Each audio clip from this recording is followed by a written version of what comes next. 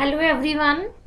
आप सबका वापस से स्वागत है स्पार्क इंस्टीट्यूट के यूट्यूब ऑफिशियल यूट्यूब चैनल के ऊपर। तो आज जैसे कि हम क्लास स्टार्ट कर रहे हैं, हमने अपना थंबनेल पे सबने देख लिया होगा। हमारी जो क्लास है आज की वो रहेगी हमारी जो है वो क्लास है हमारी किस चीज़ की है, पॉलिटी की है।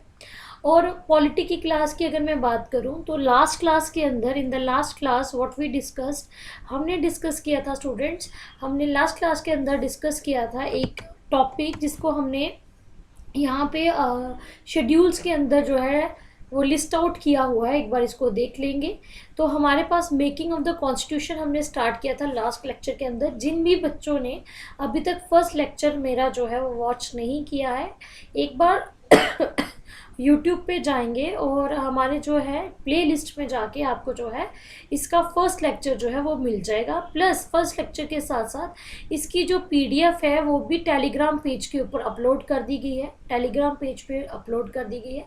आपको इसका लिंक जो है हमारे पास जो फर्स्ट लेक्चर का लिंक है वो भी आपको प्रोवाइड किया जाएगा डिस्क्रिप्शन बॉक्स के अंदर, ठीक है जी।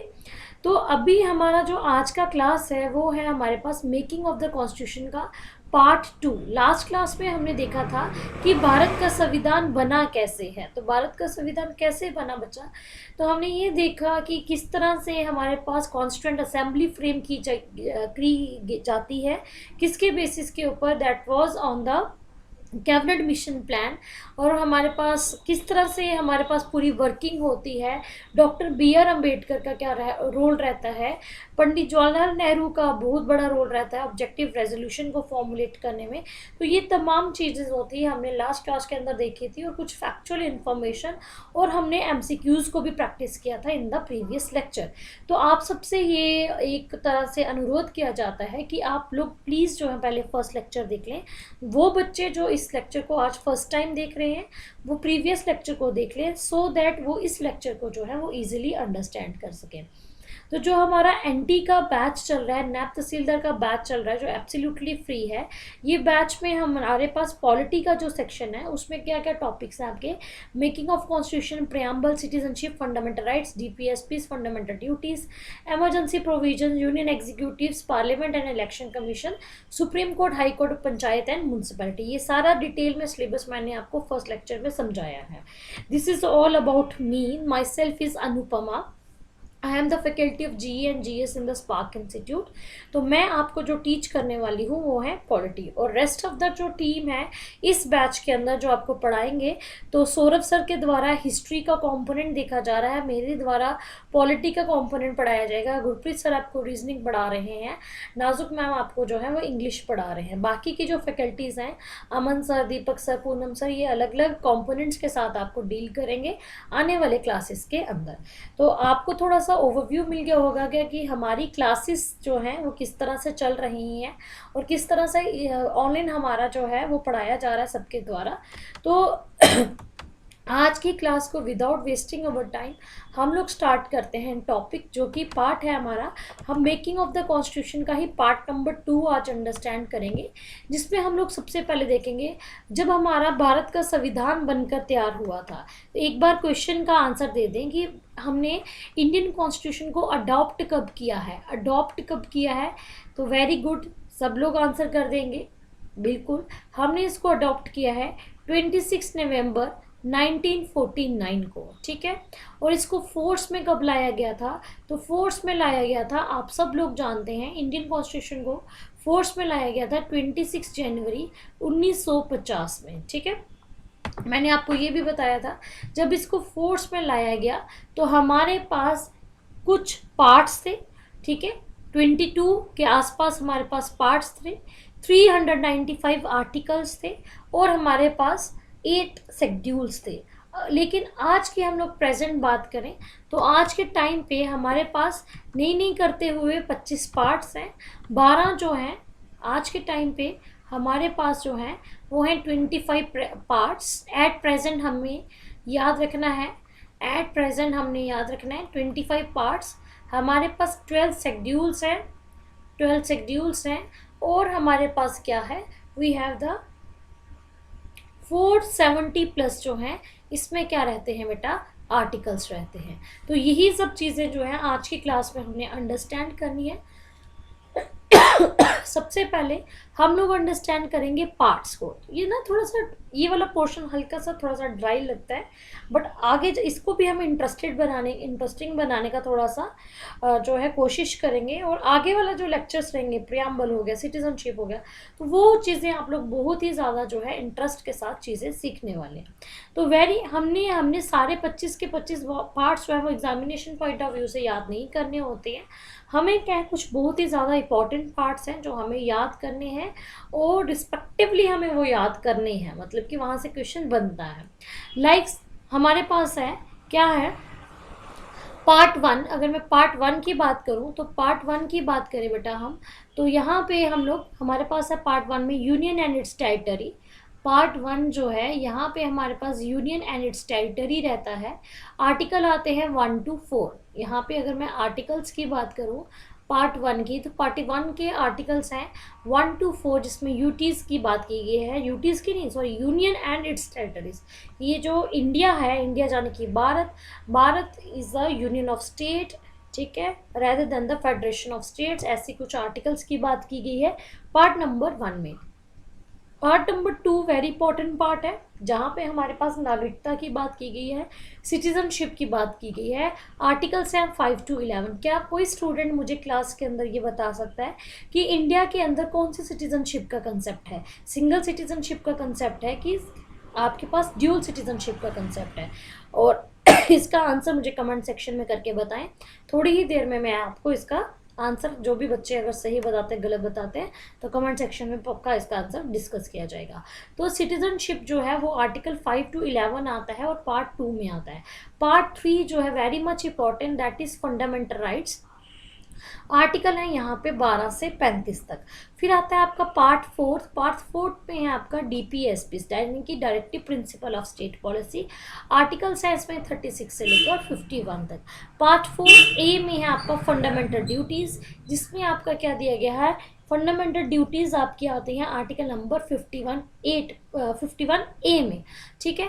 तो क्या हमने 5 जो हैं पार्ट्स पढ़ लिए हैं, part 1, part 2, part 3, part 4, part 5 और पार्ट हमारे पास कौन सा बेटा, हमारे पास पार्ट 4 और पार्ट 4A पढ़ लिया अभी हमने, है ना, इतना ही पढ़ा है।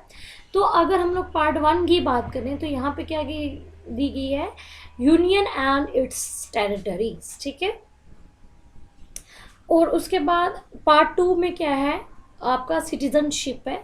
पार्ट 3 में क्या है, फंडामेंटल राइट्स है। पार्ट 4 में क्या है, हमारे पास directive principle of state policy है। और पार्ट नंबर 4 में क्या है हमारे पास, दैट इज डीपीएसपी। और पार्ट नंबर 4A में क्या है, फंडामेंटल ड्यूटीज, ठीक है। अब मैं अगर आपको बोलूँगी, ये जो 4 पार्ट है ना, 4 से 5, ये बहुत ज़्यादा इंपॉर्टेंट है, बड़ी बार रिपीट होते हैं बेटा। इसको मैं अगर आपको बोलूँगी बेटा, एक ना हम इसको ट्रिक के साथ करते हैं, ठीक है। हमने इसको एक ट्रिक के साथ ना, ये वाले जो पहले पार्ट 4A तक हमने याद किया ना, इसको मैं आपको एक ट्रिक के साथ ना रिवाइज करवाती हूँ। अगर आपको ट्रिक समझ आती है तो वेल एंड गुड है, नहीं तो आप डायरेक्टली जो है उसको जो है वो लर्न कर सकते हैं। अब इनके ये जो यहाँ पे पार्ट 51A तक की बात करें तो आपको क्या है, एक ट्रिक याद रखना यहाँ पे, इनको याद करने की। हमारे पास UCF है, एक कंपनी है, कोई भी XYZ हमने याद रखना है, ठीक है। UCF, USB होती है, UCB होती है, ऐसा एक UCF कंपनी है। वहाँ पे क्या है, हमने एक डायरेक्ट फॉर्म लगाया है, ठीक है। क्या है, बहुत ही इंटरेस्टिंग सी मैंने एक छोटी सी ऐसी ट्रिक बना दी, क्लास में चलते चलते ट्रिक बना दिया आप लोगों के लिए, कि UCF कंपनी है, एक UCF आपने याद रखना है। और वहाँ पे हमने क्या लगाया, एक डायरेक्ट फॉर्म लगाया है, किसके लिए, ताकि हमें जो है कोई नौकरी मिल सकती है, ऐसी फनी वे में। तो U से आ गया आपका union and it's territory, C से आ गया सिटीजनशिप, F से फंडामेंटल राइट्स, D से directive principle of state policy, और F से क्या हो गया, फंडामेंटल ड्यूटीज़। तो आज से आपके लिए ये बात आपने याद रखनी है, यूसीएफ एक कंपनी है जहाँ पे हमने क्या लगा के रखा हुआ है, डायरेक्ट फॉर्म लगा के रखा हुआ है। तो अगर मैं बात करूँ यहाँ पे, तो ये आ गया आपका पार्ट 1, ये आ गया पार्ट 2, ये आ गया पार्ट 3, ये आ गया पार्ट 4 और ये आ गया आपका पार्ट 4 ए। तो यूसीएफ एक डायरेक्ट कंपनी है ना, यूसीएफ एक डायरेक्ट कंपनी है, एक कंपनी है जिसपे हमने डायरेक्ट जो है वो फॉर्म लगा कर रखा है। अब अगले पार्ट्स पढ़ते हैं। पार्ट 5 में है द यूनियंस, ठीक है, द यूनियन एग्जीक्यूटिव, याद रखिएगा द यूनियन एग्जीक्यूटिव की बात की गई है पार्ट 5 में। आर्टिकल है इसका 52 से 151, ठीक है जी। आर्टिकल कौन सा है, 52 से 151 जो है इसका हमारे पास आर्टिकल है। पार्ट नंबर 6 की अगर मैं बात करूं, पार्ट नंबर 6 में क्या दिया गया है, तो पार्ट नंबर 6 में है हमारे पास, दैट इज, एक सेकेंड क्लास,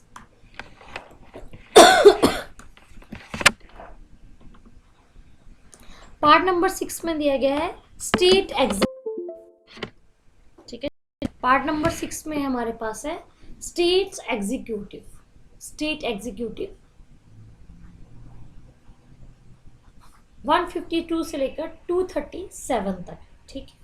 पार्ट नंबर 7 आपने याद ही नहीं करना है, क्योंकि ये क्या है, ये हमारे कॉन्स्टिट्यूशन से क्या कर दिया गया है, रिपील कर दिया गया है, ठीक है। फिर उसके बाद आपने, हमारे पास आता है पार्ट नंबर 8, बहुत ही ज़्यादा इम्पोर्टेंट, वेरी इंपॉर्टेंट पार्ट, पता नहीं कितनी बार यहाँ से क्वेश्चन आया है।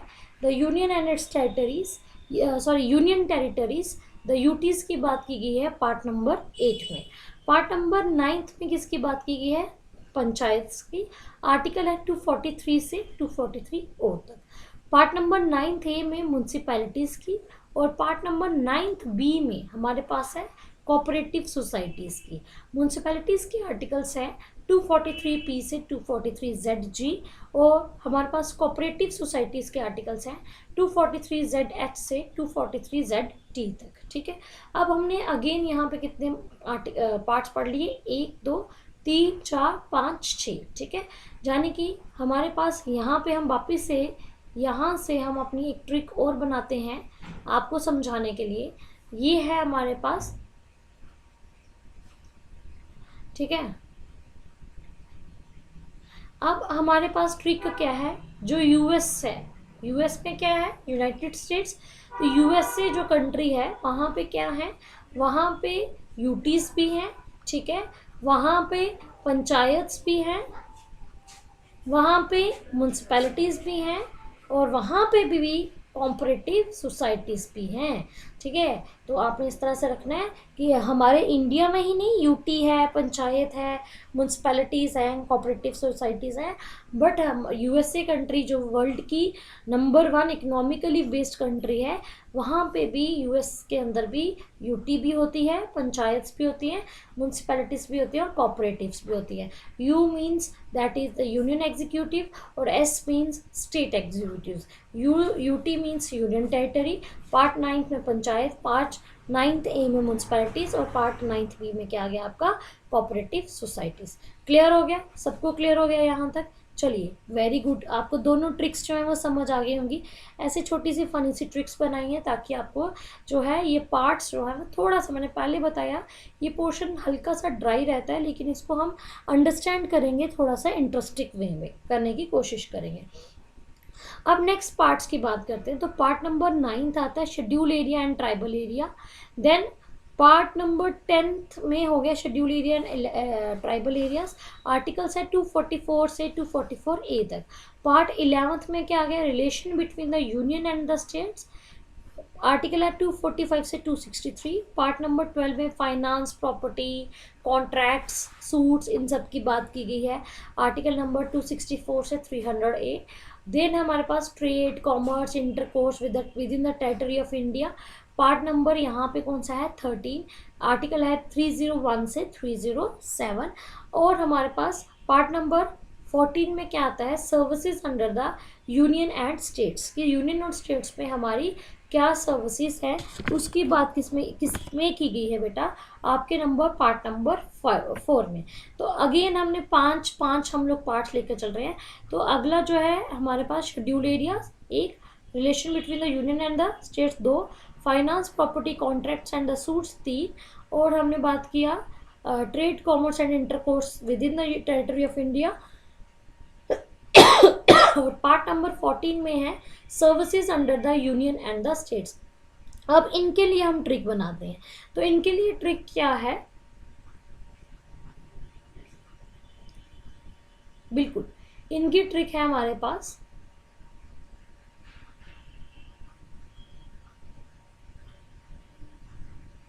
CSR, ठीक है, CSR भी हमारे पास एक आप लगा लो कोई ऑर्गेनाइजेशन टाइप्स में कुछ वैसा फंक्शन कर रही है, ठीक है। एक हमने ऐसा ट्रिक बनाया है, CSR करके एक ऑर्गेनाइजेशन है जो किसके रिलेटेड काम बताती है हमें, फाइनेंस के रिलेटेड। हमें एक कीवर्ड चाहिए होता है पेपर में, हमें जस्ट एक कीवर्ड चाहिए होता है ताकि हम लोग जो है वो आंसर कर सकें, ट्रेड के रिलेटेड और सर्विसेज के रिलेटेड, ठीक है। तो क्या ट्रिक मैंने बताया यहाँ पे, हल्का सा आपको समझ आ पाया होगा कि CSR क्या है, एक एनजीओ है, एक एनजीओ है जहाँ पे किसके रिलेटेड डिस्कशंस की जाती हैं, वो ऑर्गेनाइजेशन क्या करती है, वो फाइनेंस के रिलेटेड, ट्रेड के रिलेटेड और सर्विसेज के रिलेटेड जितने भी मैटर्स हैं उनको डिस्कस करती है। बस इतनी सी बात याद रखो। तो सी से क्या आ जाएगा, सी से आपका याद रखेंगे तो सी से आ गया कोऑपरेटिव सोसाइटीज। हालांकि हमने ये पहले ऊपर भी याद किया, पर अगर आप वहाँ पे नहीं याद करते हो तो आप इस तरह से यहाँ पे भी याद कर सकते हो। वहाँ पे आप इतना भी रखते हो, यूएस जो है यूटी पंचायत, यूएसए में यूटी पंचायत और म्यूनसिपैलिटीज़, तो सीएसआर में हमारे पास है, सीएसआर जो है वो एक एनजीओ है which deals with the finance, trade and services. तो C means cooperative societies, S means आपका schedule areas and tribal areas, R का मतलब है relation between the union and states, F का मतलब क्या है, दैट इज योर फाइनेंस किस रिलेटेड है, टी फॉर ट्रेड और एस फॉर सर्विसेज। हमारे पास आपको याद है, कैसे याद रखना है, याद रखना है, रिलीजियसली याद रखना है कि पार्ट 9th बी में, ठीक है, क्या आता है आपका कोऑपरेटिव सोसाइटीज़। वहीं से आप आगे जो है अपना हिंट जो है वो लगा सकते हो कि पार्ट 9th बी में अगर कोऑपरेटिव सोसाइटीज़ है तो पार्ट 10th में आपका क्या है, that is scheduled areas and tribals area, और पार्ट 11 में क्या है आपका relation between the union and states. फिर पार्ट 12 में क्या है, फाइनेंस, ट्रेड और आपका कौन सा वाला, sorry, finance, property, contracts and suits की बात की गई। पार्ट 13 में हमारे पास ट्रेड और इन सब की बात की गई है, और पार्ट 14 में आपकी services under the union and states में बात की गई। तो इस तरह से आप जो है वो है बेटा रिलेट करके जो है अपनी चीज़ों को याद कर सकते हैं। क्लियर है यहाँ तक? आई थिंक आपको ट्रिक्स समझ आ गए होंगे। रिपीट कर रही हूँ, हम अभी ये वाला पोर्शन नहीं देखेंगे, ये वाला पोर्शन नहीं देखेंगे, हम इन ट्रिक्स को देख के देखते हैं क्या हम समझ पाए हैं, जो मैडम ने ट्रिक्स पढ़ाई हैं क्या हम उसको अंडरस्टैंड कर पाए हैं, तो वही हम देखते हैं। सबसे पहले मैंने आपको एक ट्रिक बताई, यूसीएफ एक कंपनी है जहाँ पे हमने एक डायरेक्ट फॉर्म लगाया है। U mean union and its territories, part 1, C mean citizenship, part number 2, F mean fundamental rights, part number 3, D means हमारे पास है directive principles of state policies, part number 4, और एफ मीन्स क्या होता है बेटा, तो एफ का मतलब होता है हमारे पास व्हाट, दैट इज हमारे पास था फंडामेंटल ड्यूटीज, पार्ट नंबर 4 ए। क्लियर हो गया? यहाँ तक क्लियर है? फिर यही वाली ट्रिक, अगली ट्रिक उठाते हैं। तो यूएस जो था वहाँ पे हमारे पास यूटीज भी थी, पंचायत भी थी और म्यूनसिपैलिटीज़ भी थी। हम म्यूनसिपैलिटीज़ तक इसको कोशिश करते हैं याद करने की, बाकी कोऑपरेटिव सोसाइटीज़ इधर नहीं याद करते। तो यूएस में यूटी, पंचायत और म्यूनसिपैलिटीज़ थी। तो you means that is what is you stand for union executive, part number 5। उसके बाद पार्ट नंबर 6 में स्टेट एग्जीक्यूटिव, पार्ट नंबर 8 में याद रखना है, पार्ट नंबर 7 रिपील हो गया हुआ है, स्टेट्स इन पार्ट बी वाला, और अपना पार्ट नंबर 8 में यूनियन एंड इट्स टेरिटरीज आता है, पार्ट नंबर 9 में पंचायत है, और पार्ट नंबर 9 ए में क्या है आपका म्यूनसिपैलिटीज। फिर वहाँ यहाँ से हम लोग याद करते हैं, क्योंकि कोऑपरेटिव सोसाइटीज आपने याद रखना है, वो 9th बी में आता है। तो कोऑपरेटिव सोसाइटीज जब 9th बी में आता है तो हमें याद रखना है C for cooperative societies, S for scheduled areas and tribal areas, R for relation between the union and states, F से फाइनेंस, टी से ट्रेड और services in the union and state. तो आई थिंक अभी तक हमने कितने 14 part जो हैं वो याद कर लिए हैं बहुत ही इजी वे में, किसके साथ, ट्रिक के साथ मिलके। क्लियर है। नेक्स्ट आता है आपका पार्ट 14 नंबर 8 ट्रिब्यूनल्स और पार्ट नंबर 15 इलेक्शंस। बेटा याद रखिएगा ये बहुत ज़्यादा इंपॉर्टेंट है। कौन सा वाला? इलेक्शंस वाला।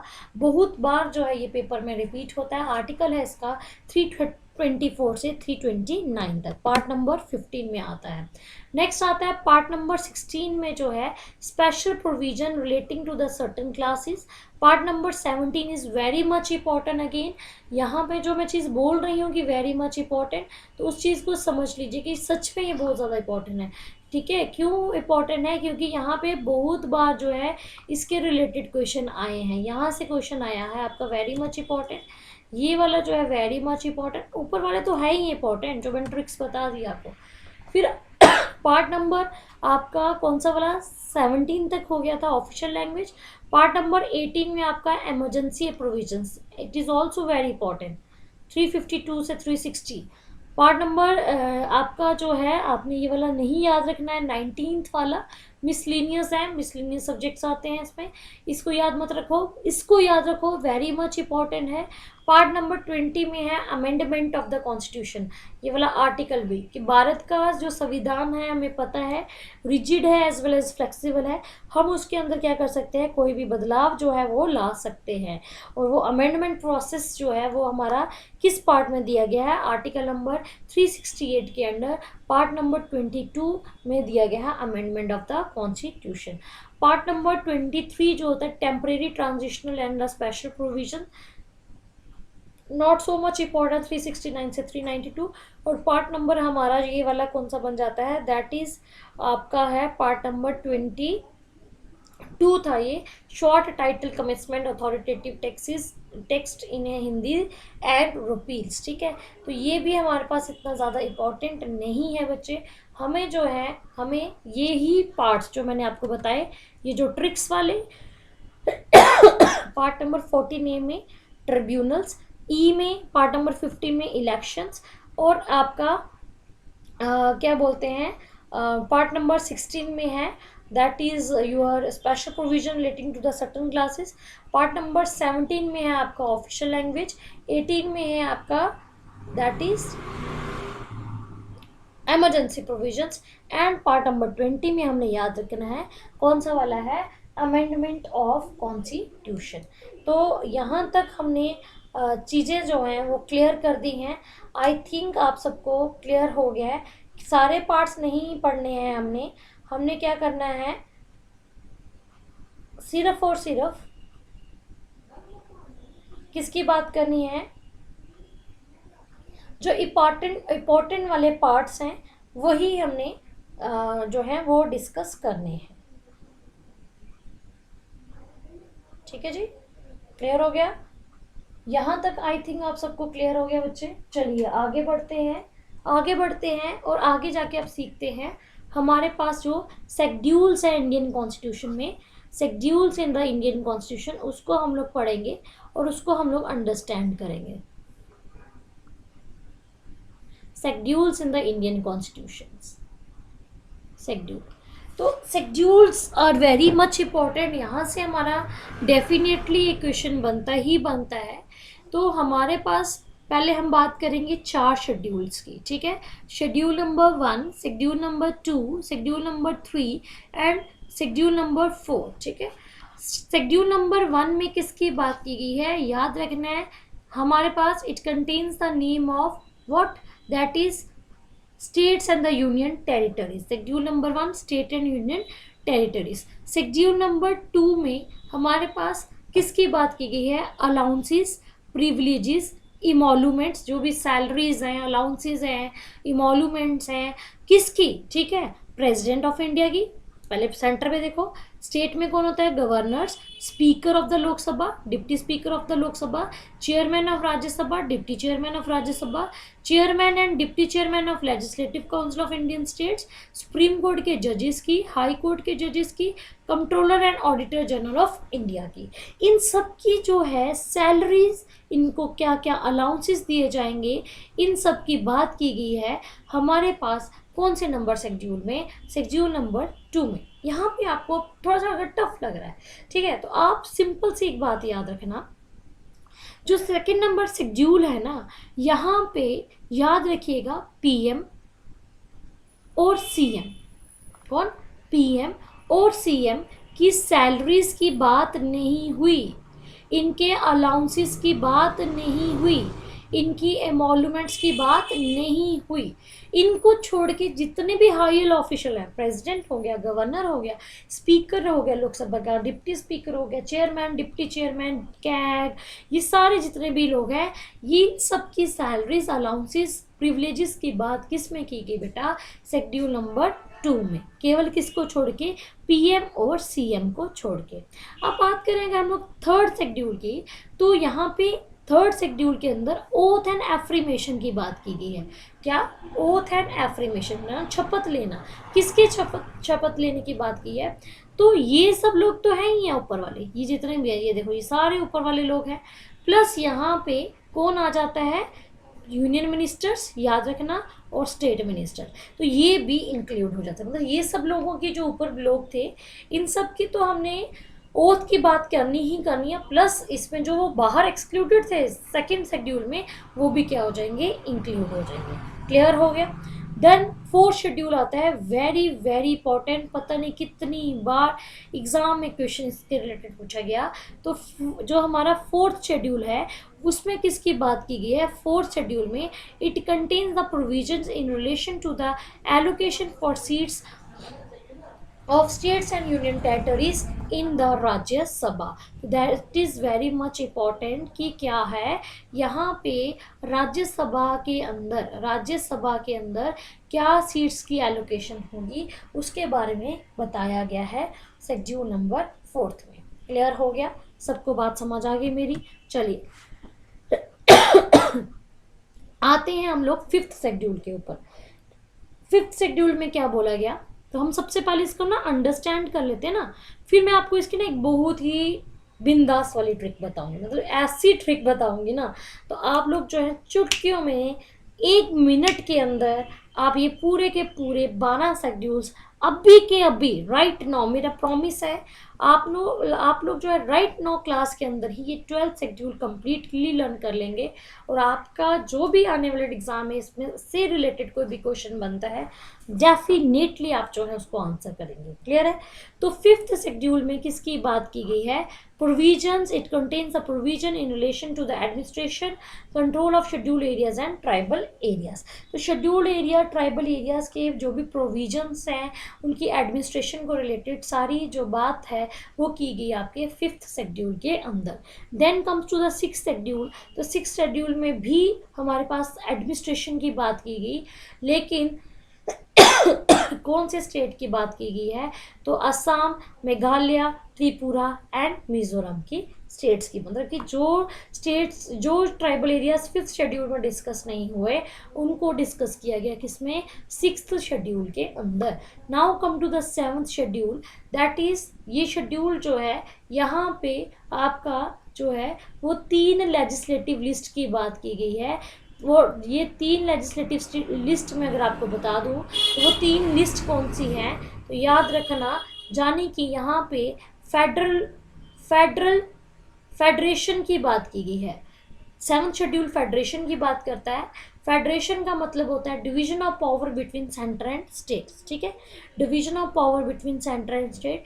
यहाँ पे 3 लिस्ट हैं, हम लोग पढ़ेंगे आगे जाके, यूनियन लिस्ट, स्टेट लिस्ट और कॉन्करेंट लिस्ट। ये 3 लिस्ट है जो आपने याद रखनी है। यूनियन लिस्ट हो, स्टेट लिस्ट और कॉन्करेंट लिस्ट, ये तीनों लिस्ट की अगर बात की गई है तो 7th शेड्यूल में की गई है। यूनियन लिस्ट जो के अंदर जो सब्जेक्ट्स होते हैं उन पे कमांड रहती है सेंटर की, स्टेट लिस्ट में स्टेट की, और कॉन्करेंट लिस्ट में बोथ हमारे पास सेंटर एंड स्टेट, ये मिलकर जो है वो क्या बनाते हैं, लॉज बनाते हैं। अब आता है नेक्स्ट वाला, तो नेक्स्ट जो है हमारे पास 8th शेड्यूल है। 8th schedule is very very important. यहाँ पे ऑफिशियल लैंग्वेजेस की बात की गई है, और at present how much official language does Indian constitution have, तो हमारे पास है 22 ऑफिशियल लैंग्वेजेस। ठीक है। 9th शेड्यूल की बात करें तो यहाँ पे बच्चे बात की गई एबॉलिशन ऑफ जमींदारी सिस्टम, बस आपने इतना ही याद रखना है, जाने कि यहाँ पे लैंड रिफॉर्म्स की बात की गई। 10th शेड्यूल के अंदर हमारे पास क्या था, यहाँ पे प्रोविजन दिया गया है relating to the disqualification of the members of the parliament and the state legislature on the ground of defection. तो यहाँ पे एंटी डिफेक्शन लॉ के बारे में बात की गई, और यहाँ पे ये बताया गया कि जो पार्लियामेंट के मेंबर्स हैं और स्टेट लेजिस्लेचर के मेंबर्स हैं उनको किस तरह से उनके पद से डिस्क्वालीफाई किया जाएगा, ये किस में बताया गया है, आपके शेड्यूल नंबर 10 के अंदर। क्लियर हो गया। 11th schedule very very much important, जहाँ पे पंचायत की बात की गई, और 12th शेड्यूल के अंदर आपकी म्यूनसिपैलिटीज की बात की गई है। क्लियर है, सबको क्लियर है? आई होप यहाँ तक सबको क्लियर हो गया होगा। अब हम आते हैं इसका ट्रिक से ना, इन जो है ना ये 12 के 12 शेड्यूल, मैंने अभी आपको थोड़ी देर पहले प्रॉमिस किया था कि मैं आपको 12 के 12 शेड्यूल जो हैं वो विद ट्रिक जो है वो लर्न करवाऊंगी। तो चलिए हम ट्रिक की ओर बढ़ते हैं, आगे जाके इसकी ट्रिक को सीखते हैं। ठीक है, तो मैं आपको इसकी ट्रिक समझाती हूँ।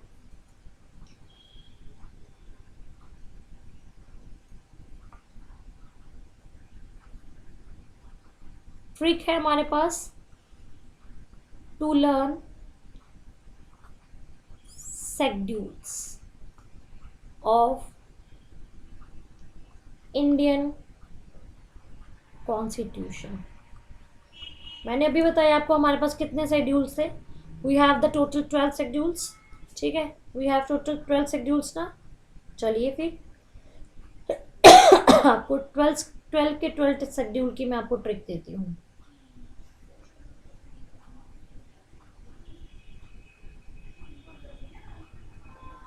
ट्रिक याद रखना है हमने यहाँ से, टीयर्स ऑफ ओल्ड पीएम, ये आपकी ट्रिक है। क्या है? टीयर्स ऑफ ओल्ड पीएम, जो ओल्ड पीएम है वो क्या है, रो रहे हैं। ट्रिक नंबर, पहला शेड्यूल क्या था, किसकी बात कर रहा था? आप चाहे तो जो मैंने आपको शेड्यूल सभी पढ़ाए उसकी आप पीछे जाके उसका स्क्रीनशॉट लेके फ़ोन में ओपन कर लीजिए, साथ में उसको देखिए और साथ में इस ट्रिक को देखिए। टी से क्या आया, पहला शेड्यूल में क्या था, यूनियन एंड इट्स टेरिटरीज। तो एक एक वर्ड की वर्ड से हमें याद रखना है, वहां से हमारा ट्रिक सेट बढ़ता है ना। ई से क्या आता है हमारे पास, ई से आया इमोल्यूमेंट्स, मैंने बताया सैलरीज, इमोल्यूमेंट्स, इन सब की बात की गई। ए से आपने याद रखना है ओथ एंड एफ्रीमेशन, ए से एफ्रीमेशन, ओथ एंड एफ्रीमेशन। ठीक है। आर से आपने क्या याद रखना है, आर से याद रखना बच्चा राज्यसभा, राज्यसभा। ठीक है। आर से allocation of seats in the Rajya Sabha 4th schedule में आपको गलती से पूछ लिया पेपर में, allocation of seats in Rajya Sabha कौन से शेड्यूल में थी, तो आप जल्दी से ट्रिक लगाइए, 1 2 3 4 करिए। अच्छा, 4th शेड्यूल में थी।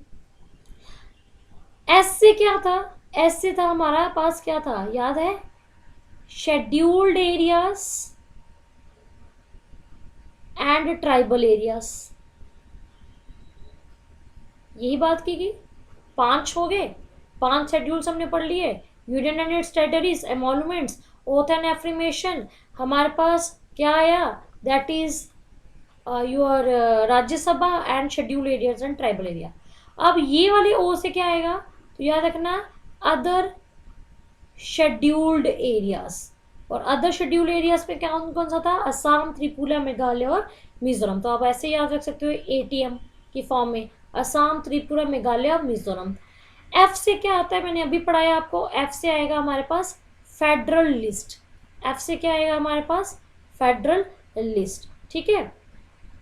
देन हमारे पास अगला 8वां शेड्यूल है, और ओ से क्या है बेटा, ओ से मैंने अभी पढ़ाया आपको ऑफिशियल लैंग्वेजेस। ठीक है, कितनी ऑफिशियल लैंग्वेजेस हैं मैंने बताया, 22 ऑफिशियल लैंग्वेजेस हैं हमारे पास। जब संविधान बना था तब 14 थी, 8 बाद में ऐड हुई, तो हमारे पास है 22 ऑफिशियल लैंग्वेजेस। एल से क्या है, तो ये वाले एल से आपने याद रखना है लैंड रिफॉर्म्स, मैंने बताया 9th शेड्यूल में abolition of zamindari system by the land reforms. D से क्या है, मैंने अभी पढ़ाया आपको डिफेक्शन लॉ। डी से क्या है, डिफेक्शन लॉ। ठीक है, हो गया आपको कीवर्ड से याद, मैंने पहले बताया कि उस शेड्यूल का स्क्रीनशॉट ले लीजिए और इस ट्रिक को उस क्या बोलते हैं, उस स्क्रीनशॉट के सामने रखिए और फिर अप्लाई कीजिए, फिर आपको समझ आएगा। पी से क्या है, तो पी से 11th शेड्यूल में क्या था, पंचायत, और एम से क्या था, म्युनिसिपैलिटीज। तो आई थिंक सो कि मैंने जो कोशिश बोली थी कि आपको 12 के 12 शेड्यूल याद करवाऊंगी, वो आप इसके थ्रू याद कर सकते हो, tears of the old PM trick के साथ, union and its territories, emoluments, oath and affirmation, Rajya Sabha, schedule area and tribal areas, other schedule areas, official languages, land reforms, anti defection law, panchayat and municipalities. Clear हो गया है सबको? चलिए, बहुत बढ़िया। अगर आप सबको ये चीज़ क्लियर होगी तो ये थे हमारे पास 12 के 12 शेड्यूल्स। अब आते हैं कि हमारे पास सोर्सेज ऑफ इंडियन कॉन्स्टिट्यूशन, कि हमने भारत का जो संविधान है, भारत का संविधान जो है बेटा, वो हमने बोरो किया है अलग अलग कंट्री से कुछ उसके पार्ट्स। तो क्या कौन सा फीचर हमने कहाँ से बोरो किया है उसको डिस्कस करते हैं। जल्दी से एक ओवरव्यू देंगे। ऑस्ट्रेलिया से हमने क्या बोरो किया है, concurrent list, freedom of trade और joint sitting of 2 houses of the parliament. ये आगे जाके हम लोग डिटेल में पढ़ने वाले हैं। देन आता है हमारा कनाडा। कनाडा से हमने क्या बोरो किया, federation with a strong centre, residuary powers, appointment of state governors और advisory jurisdiction of the supreme court. ठीक है जी। आयरलैंड से हमने क्या बोरो किया है, तो directive principles of state policy, nomination of members to the Rajya Sabha और method of election to the president. ये सब चीज़ें हमने बोरो की आयरलैंड कॉन्स्टिट्यूशन से, और ये बहुत ज़्यादा इंपॉर्टेंट है। देन आता है हमारा जापान कॉन्स्टिट्यूशन। तो प्रोसीजर इस्टेब्लिश्ड बाय लॉ, ये हमने कहाँ से बोरो किया है, जापान कॉन्स्टिट्यूशन से। क्लियर, आगे बढ़ते हैं। तो हमारे पास आता है यूएसएसआर यानी कि रशिया। रशिया से हमने फंडामेंटल ड्यूटीज बोरो की, साथ में हमने बोरो किया आइडिया ऑफ जस्टिस, सोशल, कौन सा justice, social justice, economic justice and political justice in a preamble. Clear.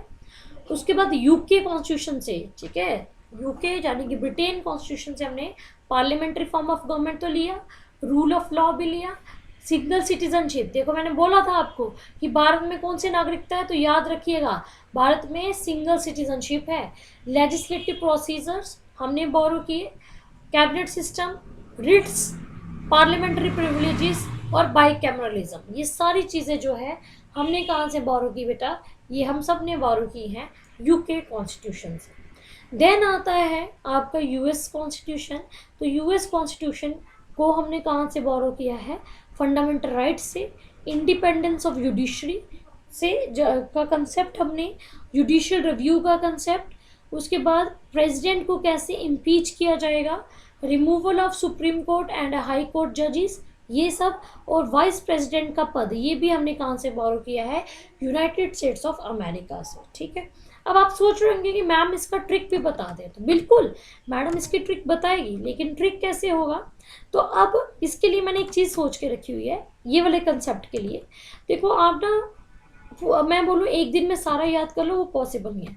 तो जैसे हमारी हर दिन की क्लास होगी ना, एवरीडे हमारी क्लास, मतलब कि 3 दिन जब पॉलिटी की क्लास चल रही है, तो आई एम प्रॉमिसिंग यू कि हम हर दिन कोई है एक जो है सोर्स को पिक करेंगे, उसकी ट्रिक देके आपको उसी टाइम लर्न करवाएंगे क्लास के अंदर।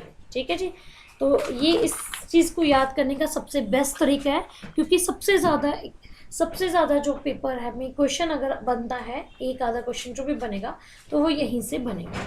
देन हमारे पास आता है बेटा कौन सा वाला, दैट इज जर्मनी कॉन्स्टिट्यूशन। तो जर्मनी कॉन्स्टिट्यूशन से हमने क्या बोरो किया, suspension of fundamental rights during the emergency. ठीक है, कि फंडामेंटल राइट्स जो हैं वो इमरजेंसी के दौरान जो है क्या कर दिए जाते हैं, दैट इज सस्पेंड किए जाते हैं। वो कौन से फंडामेंटल राइट्स है, जब हम लोग चैप्टर पढ़ेंगे इमरजेंसी वाला वो मैं आपको बताऊंगी। नेक्स्ट आता है आपको साउथ अफ्रीका कॉन्स्टिट्यूशन। तो वहाँ से हमने क्या बोरो किया है, procedure for amendment in the constitution, जो मैंने अभी पढ़ा है। आर्टिकल कौन सा था, 368, और पार्ट था 22, election of members in the Rajya Sabha. ये भी हमने बोरो किया कहाँ से, साउथ अफ्रीका कॉन्स्टिट्यूशन से। And the last but not the least, कि फ्रांस कॉन्स्टिट्यूशन से हमने क्या बोरो किया है, Republic, idea of liberty, equality and fraternity in the preamble. तो ये सब चीज़ें कैसे लर्न करवाऊंगी मैं आप सबको, वो मेरा फंडामेंटल है, वो मैंने आपको याद करवाना है इन सब चीज़ों को, किसके साथ, ट्रिक के साथ। लेकिन वो ट्रिक क्या होगी, एवरी क्लास में, हर एक क्लास में, हर एक पॉलिटी की क्लास में आपको एक ट्रिक दूंगी, और एक ट्रिक से आपको एक सोर्स जो है वो लर्न करवाऊंगी। That is my promise to you. बाकी जो मैंने आज की क्लास में आपको ट्रिक पढ़ाया है, ये वाला ट्रियर्स ऑफ द ओल्ड पीएम, ये आपने याद कर लेना है। किसके लिए, शेड्यूल्स के लिए। और लास्ट में जो मैंने आपको पहले सबसे पहले ट्रिक्स दिए थे, ये वाले पार्ट्स को याद करने के लिए, तो ये भी आपको लर्न कर लेने हैं जो है विद द इसके जो प्रिंसिपल्स हैं उनको मद्देनज़र रखते हुए।